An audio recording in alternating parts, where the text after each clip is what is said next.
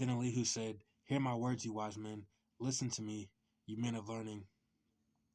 For the ear tests words as the tongue tastes food. Let us discern for ourselves what is right. Let us learn together what is good. Job says I am innocent, but God denies me justice. Although I am right, I am considered a liar. Although I am guiltless, his arrow inflicts an incurable wound. Is there anyone like Job, who drinks scorn like water? He keeps company with evildoers. He associates with the wicked, for he says there is no profit in trying to please God. So listen to me, you men of understanding. Far be it from God to do evil, from the Almighty to do wrong. He repays everyone for what they have done. He brings on them what their conduct deserves. It is unthinkable that God would do wrong, that the Almighty would pervert justice. Who appointed him over the earth? Who put him in charge of the whole world?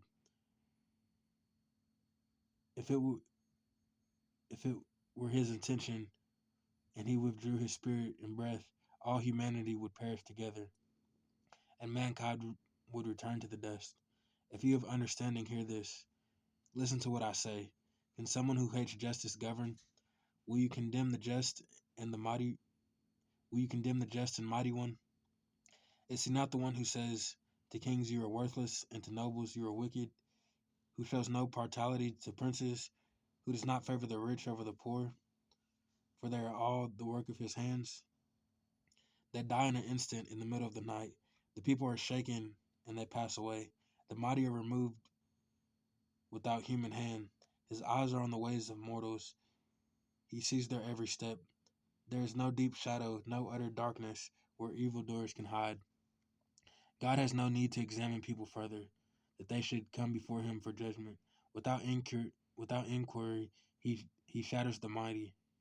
He sets up others in their place because he takes note of their deeds. He overthrows them in the night, and they are crushed. He punishes them for their wickedness, where everyone can see them. Because they turned from following him and had no regard for any of his ways, they caused the cry of the poor to come before him, so that he heard the cry of the needy. But if he remains silent, who can condemn him? If he hides his face, who can see him? Yet he is over individual and nations alike, to keep the godless from ruling, from laying snares for the people. Suppose someone says to God, I am guilty, but will offend no more. Teach me what I cannot see. If I have done wrong, I will not do so again. Should God then reward you on your terms when you refuse to repent? You must decide, not I. So tell me what you know. Men of understanding declare, wise men who hear me say to me, Job speaks without knowledge, his words lack insight. Oh, that Job might be tested to the utmost for answering like a wicked man. To his sin he adds rebellion. Scornfully he claps his hands among us, and multiplies his words against God. Then Elihu said, Do you think this is just? You say, I am in the right, not God. Yet you ask him, What profit is it to me, and what do I gain by not sinning? I would like to reply with you and your friends with you. Look up at the heavens and see. Gaze at the clouds so high above you.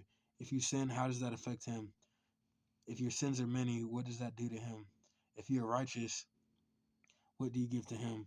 Or what does he receive from your hand? Your wickedness only affects humans like yourself, and your righteousness only other people. People cry out under a load of oppression. They plead for relief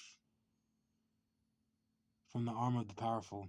But no one says, Where's God, my Maker, who gives songs in the night, who teaches us more than he teaches the beasts of the earth, and makes us wiser than the birds in the sky. He does not answer he does not answer when people cry out because of the arrogance of the wicked. Indeed, God does not listen to their empty plea. The Almighty pays no attention to it. How much less then will he listen? When you say that you do not see him, that is your case that is your case that your case is before him, and you must wait for him. And further, that his anger never punishes. He does not take the least notice of wickedness. So Job opens his mouth with empty talk. Without knowledge he multiplies words. Elihu continued, Bear with me a little longer, and I will show you that there is more to be said in God's behalf. I get my knowledge from afar. I will ascribe justice to my Maker. Be assured that my words are not false.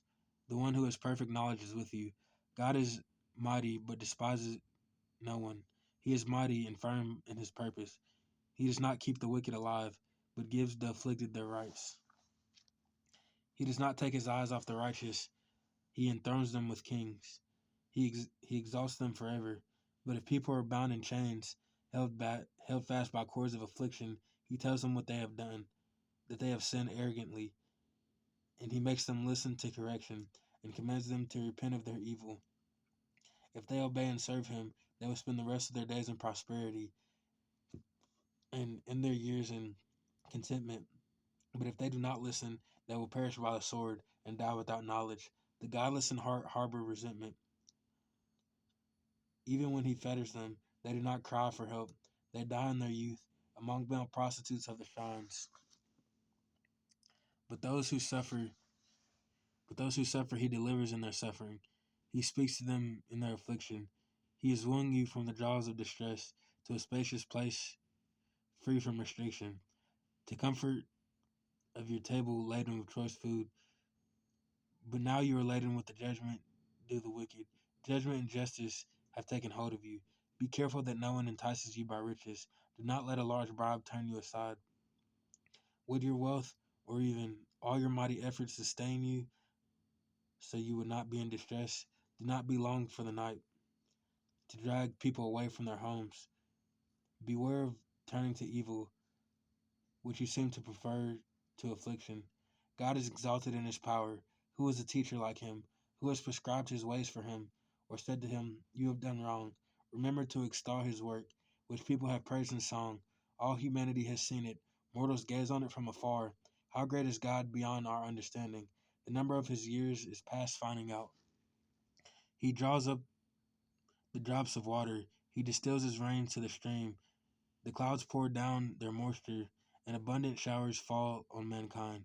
Who can understand how he spreads out the clouds, how he thunders from his pavilion, how he scatters his lightning about him, bathing the depths of the sea? This is the way he governs the nations. He provides food in abundance. He fills his hands with lightning and commands it to strike its mark. His thunder announces the coming storm. Even the cattle make known its approach. At this, my heart pounds and leaps from its place. Listen, listen to the roar of his voice, to the rumbling that comes from his mouth.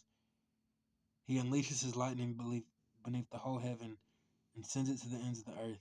After that comes the sound of his roar. He thunders with his majestic voice. When his voice resounds, he holds nothing back. God's voice thunders in marvelous ways. He does great things beyond our understanding. He says to the snow, "Fall on the earth," and to the rain shower, "Be a mighty downpour," so that everyone he has made may know his work. He stops all the people from their labor. The animals take cover. They remain in their dens. The tempest come out from his chamber, the cold from the driving winds. The breath of God produces ice, and the broad waters become frozen. He loads the clouds with moisture. He scatters his lightning through them. At his direction they swirl around. Over the face of the whole earth to do whatever he commands them. He brings the clouds to punish people, or to water his earth and show his love. Listen to this, Job. Stop and consider God's wonders. Do you know how God controls the clouds and makes his lightning flash? Do you know how he clouds? Do you know how the clouds hang poised? Those wonders of him who has perfect knowledge.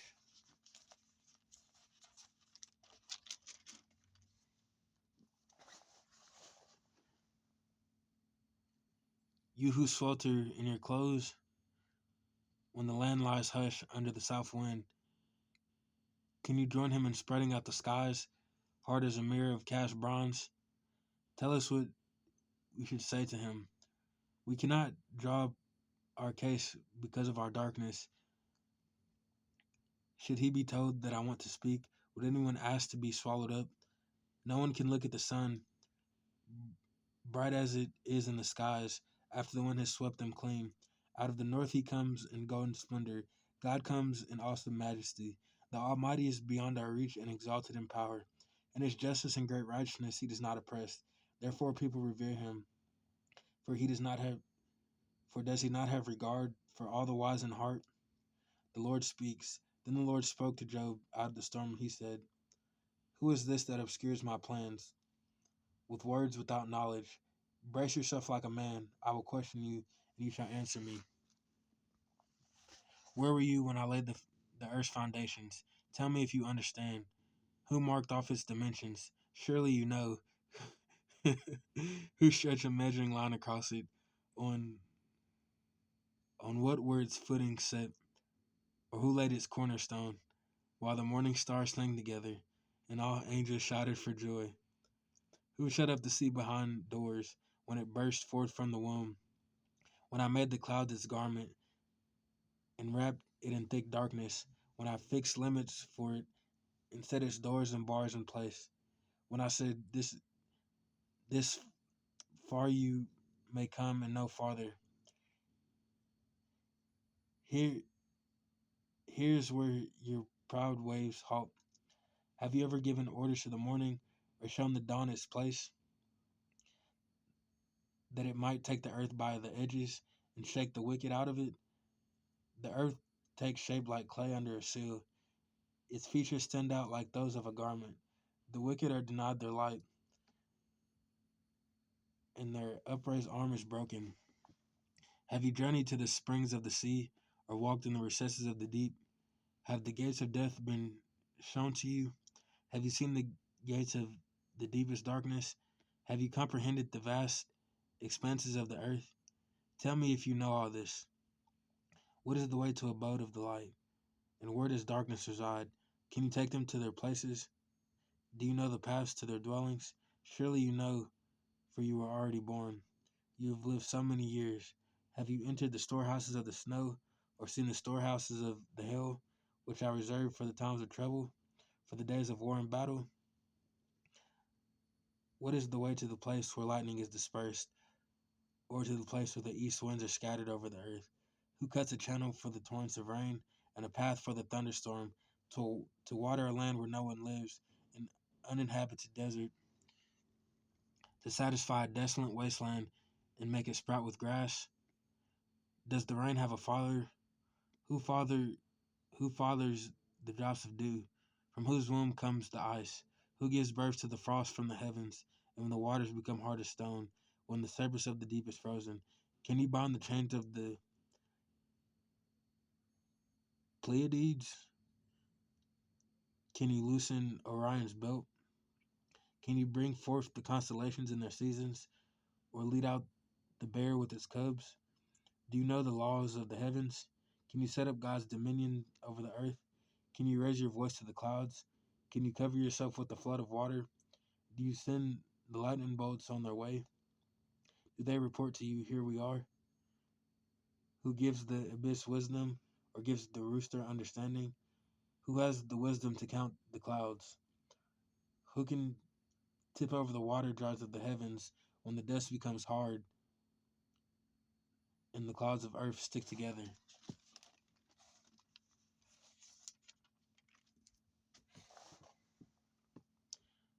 Do you hunt prey for the lioness and satisfy the hunger of the lions? When they crouch in their dens or lie wait in a thicket, who provides food for the raven when its young cry out to God and wander about for lack of food? Do you know when the mountain goats give birth? Do you watch when the doe bears her fawn? Do you count the months till they bear? Do you know what time they give birth? They crouch down and bring forth their young. Their labor pains are ended. Their young thrive and grow, strong in the wilds. They leave and do not return. They let Who let the wild donkey go free? Who untied its ropes?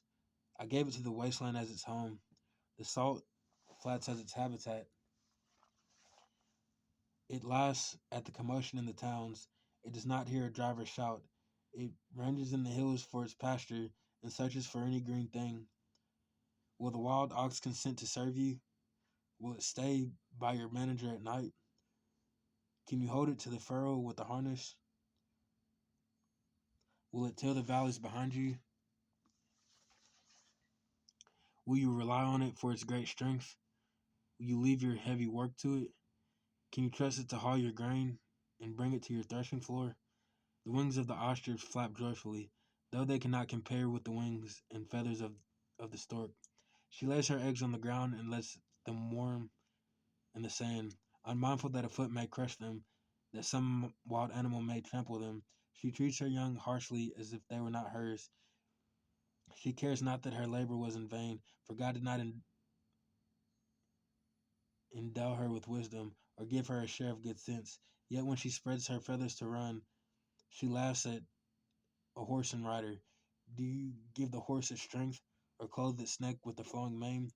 Do you make it leap like a locust, striking with terror, with its proud snorting? Its paws fiercely rejoicing in its strength, it charges into the fray. It laughs at fear, afraid of nothing. It does not shy away from the sword. The quiver rattles against its side, along with the flashing spear and lance. It frenzied excitement and eats up the ground. It cannot stand still when the trumpet sounds. At the blast of the trumpet, it snores so high. It catches the scent of battle from afar. The shout of the commanders and the battle cry. Does the hawk take flight by your wisdom and spread its wing towards the south? Does the eagle soar at your command and builds its nest on high? It dwells on a cliff and stays there at night. A rocky crag is its stronghold. From there it looks for food. Its eyes detect it from afar. Its young ones feast on blood, and where the slain are, there it is. The Lord said to Job, will the one who contends with the Almighty correct him? Let him who accuses God answer him. Then Job answered the Lord, I am unworthy. How can I reply to you? Put my hand over my mouth. I spoke once, but I have no answer. Twice, but I will say no more. Then the Lord spoke to Job out of the storm. Brace yourself like a man. I will question you, and you shall answer me. Will you discredit my justice? Would you condemn me to justify yourself? Do you have an arm like God's? And can your voice thunder like this? Then adorn yourself with glory and splendor, and clothe yourself in honor and majesty. Unleash the fury of your wrath. Look at all who are proud and bring them low. Look at all who are proud and humble them. Crush the wicked where they stand. Bury them in all the dust together. Shroud their faces in their grave. Then I myself will admit to you that your own right hand can save you. Look at Behemoth, which I made along with you, and which feeds on grass like an ox. What strength it has in its loins, what power in the muscles of its belly. Its twelves, it ta- its tail sways like a cedar. Its sinews of its thighs are close knit. Its bronze are tubes of bronze. Its limbs are like rods of iron. It ranks first among the works of God, yet its maker can approach it with his sword. The hills bring it their produce, and all the wild animals play nearby. Under the lotus planet lies, hidden among the reeds in the marsh. The lotuses conceal it in their shadow. The poplars by streams surround it. A raging river does not alarm it. It is secure through the Jordan should surge against its mouth. Can anyone capture it by the eyes, or trap it and pierce its nose? Can you pull in Leviathan with a fishhook, or tie its tongue with a rope? Can you cut a cord through its nose, or pierce its jaw with a hook? Or will it keep begging you for mercy? Will it speak to you with gentle words? Will it make an agreement with you for you to take it as your slave for life? Can you make it a pet? Can you make a pet of it like a bird, or put it on a leash for the young woman in your house? Will traders barter for it? Will they divide it up amongst the merchants? Can you fill its hide with harpoons, or its head with fishing spears? If you lay a hand on it, you remember the struggle and never do it again. Any hope of subsiding it is false. The mere sight of it is overpowering. No one is fierce enough to rouse it. Who then is able to stand against me? Who has a claim against me that I must pay? Everything under heaven belongs to me. I will not fail to speak of Leviathan's limbs, its strength and its graceful form. Who can strip off its outer coat? Who can penetrate its double coat of armor? Who dares open the doors of its mouth, ringed with about fearsome teeth? Its back has rows of shields, tightly sealed together. Each one is so close to the next that no air can pass between. They are joined. They are joined fast to one another. They cling together and cannot be paired. Its snorting throws out flashes of light. Its eyes are like rays of dawn. Flames stream from its mouth. Sparks of fire shoot out. Smoke pours from its nostrils as from a boiling pot over burning reeds.